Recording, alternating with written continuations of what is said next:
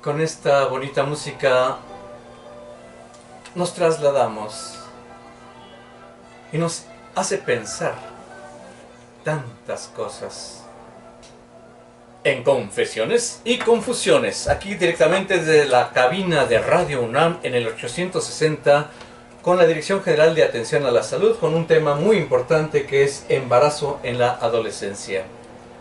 Con nosotros se encuentran los psicólogos Luis Daniel Rodríguez Becerra y la psicóloga Michelle Ramírez Orozco. Se habla de continuar o suspender un embarazo. Es una pregunta que aun cuando no se había legislado, imperaba en esos suburbios, buscando esos sitios tan poco sanos para tratar de encontrar una solución. Pero la solución principal es no embarazarse en la adolescencia. Esa es la solución principal. Pero ocurre que sí, lamentablemente las tasas de embarazo son muy altas, muy elevadas. Y se habla de la interrupción legal del embarazo como una alternativa. Como vemos desde esta mesa de trabajo, aquí le preguntaríamos, estamos les repito, en Radio UNAM, al psicólogo Luis Daniel Rodríguez Becerra. Mitos de estas vivencias, estas realidades, estas novedades actualizadas hoy en día en nuestra sociedad de la interrupción legal del embarazo. Pues de entrada nos encontramos con que existe la creencia errónea de que la legalización del aborto, de la interrupción del embarazo, propicia justamente el embarazo adolescente, lo cual es totalmente falso. No, de ninguna manera propicia el embarazo adolescente. Lo que estamos hablando es de algo que ya sucede al día de hoy. Ya sucede la interrupción del embarazo en clínicas clandestinas.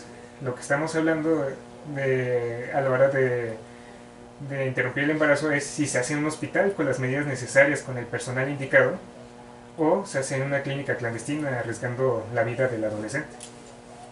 Y la vida de ambos, la vida de ambos, porque se altera toda una estructura fisiológica. Michelle, esos mitos son terribles, tremendos.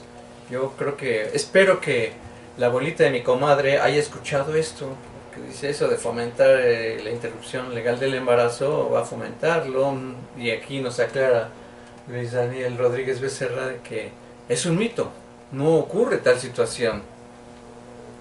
Sí, por supuesto, es totalmente un mito, porque al final yo no creo, y lo hablo desde mi opinión, yo no creería que una persona se embaraza y lo primero que va a hacer es ir a abortar, ni van a pensar en embarazarse para abortar, sino que justamente hay varios pasos, hay varias opciones que se visualizan, y entonces, si se llega a esta opción, pues se llega, ¿no? Pero hay muchas cosas antes para pensarlo, hay muchos factores que influyen. Por ejemplo, el embarazo adolescente no solamente ocurre en un ámbito escolar, ¿no? Que una chica tiene un novio y entonces se embaraza. No, incluso hay otras opciones como chicas muy jóvenes de zonas rurales donde se embarazan lastimosamente por un tema no consensuado.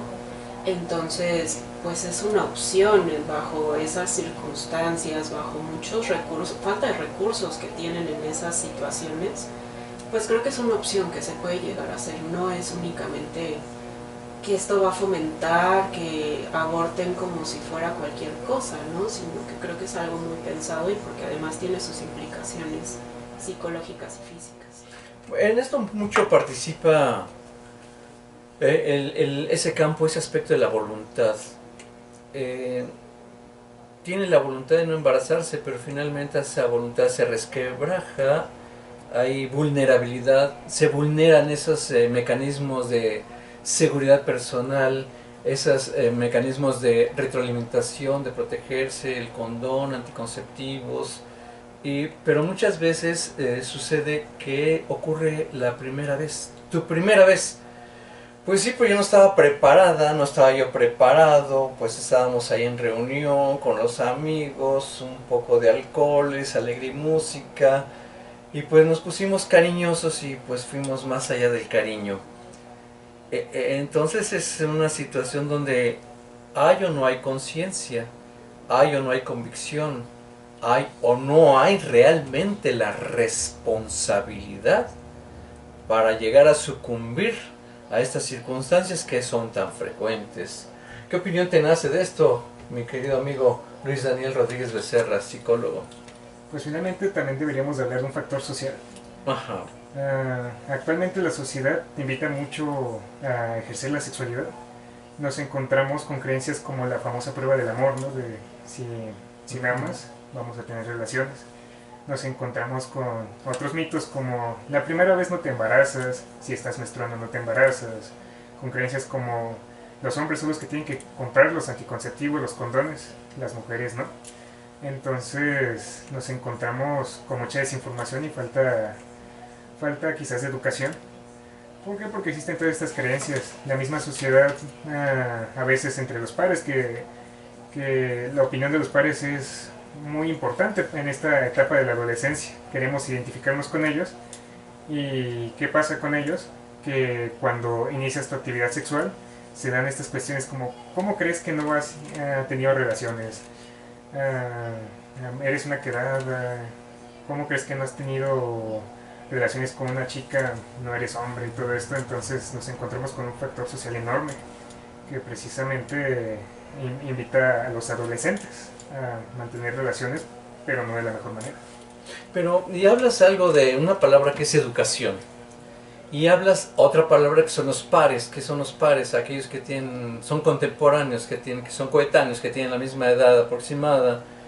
Y la educación pues se ha multiplicado por los libros, por las películas y maestros, se ha difundido tanto, pero sin embargo la educación sexual todavía se busca en los pares.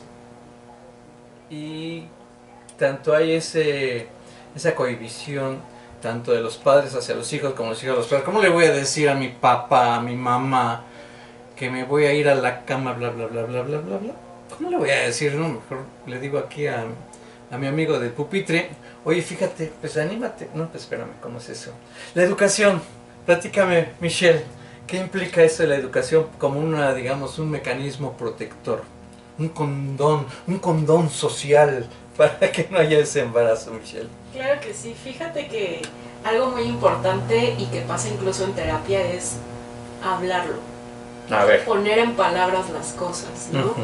Creo que este tema de la educación con los papás empieza desde muy niños, donde incluso nos dicen que ni siquiera podemos nombrar por palabras propias los aparatos reproductores, los genitales, ¿no? Entonces, empezando desde ahí, se empieza a ir por una tangente donde no se toca ese tema. Entonces, justamente creo que es bien importante hablar las cosas por su nombre, quitarnos justo esos tabús que existen alrededor de esto, la pena, etcétera, porque qué mejor lugar que hablar con personas que son de tu confianza de todas las dudas que pueden generar, ¿no? Entonces creo que el primer paso es con los papás, hablar de estos temas que sí son incómodos, pero al final el resultado es para un bien muchísimo mayor. Claro, con esa fortaleza, es como con la planta que uno la cultiva, y esa planta se llama confianza.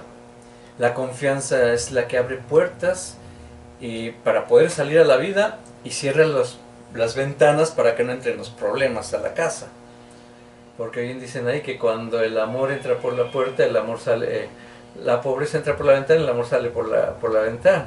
Entonces la confianza de esa educación es adelantarse. Pero ¿cómo podríamos orientarle a los padres? Porque no, a mí no me digas de eso, yo no estudié sexología, y bueno, pues yo lo que me dio la información mi mamá, dice la mamá de la mamá es la que dio la información. Yo no voy a hacer como decirle, ¿cómo animarle a conocer esto? Porque los que más saben, muchas veces más documentados son los hijos, porque tienen el recurso de la escuela, de los libros y de miles de fuentes, de conferencias, y los papás pues tienen que trabajar y tienen que llevar para la chuleta, como dicen, pero no tienen la oportunidad de generar una documentación, sino lo único que les pueden decir es la experiencia. ¿Cómo pueden manejar esta situación tan difícil, enfrentarla como padres? Psicólogo Luis Daniel Rodríguez Becerra. Pues de entrada, como ya se mencionó, deshacerse de esos tabús que existen con respecto a la sexualidad, particularmente en el tema de los padres. Hay que aceptar que sus hijos tienen una sexualidad, como ellos tienen a su vez una sexualidad. Entonces no debería de ser un tema tabú tan ominoso que no deba de ser mencionado nunca. El ejercicio de la sexualidad es hasta cierta edad, hasta que es mayor de edad, o desde antes se puede ejercer esa sexualidad. Es una pregunta al rojo vivo. ¿La sexualidad se ejerce desde cuándo? Pues prácticamente desde la infancia, pero en diferentes ámbitos, ¿no? Es como el descubrimiento del cuerpo del niño, donde va descubriendo qué es lo que pasa, sus sensaciones, etcétera. Y de ahí, bueno, en la adolescencia justamente es cuando vuelve como a despertar este interés de conocer, donde hay curiosidad, donde hay como, pues muchas cosas, ¿no? Porque a final de cuentas el cuerpo de los chicos y las chicas cambia.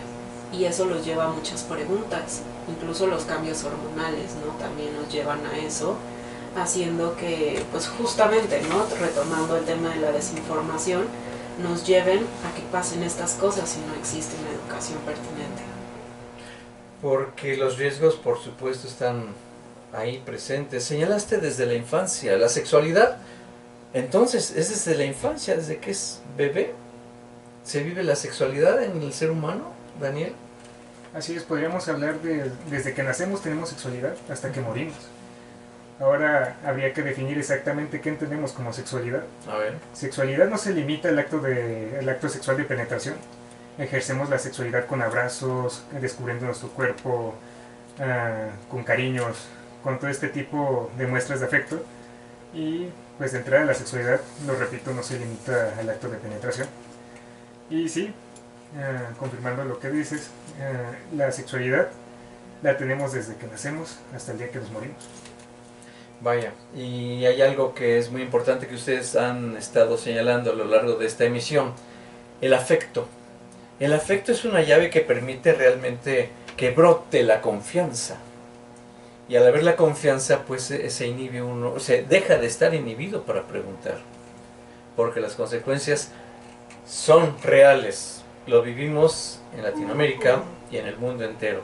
Estamos en el programa de Confesiones y Confusiones con el tema embarazo en la adolescencia. Vamos tomando nuestras precauciones para evitar muchas confusiones. Una pausa y regresamos. Confesiones y confusiones.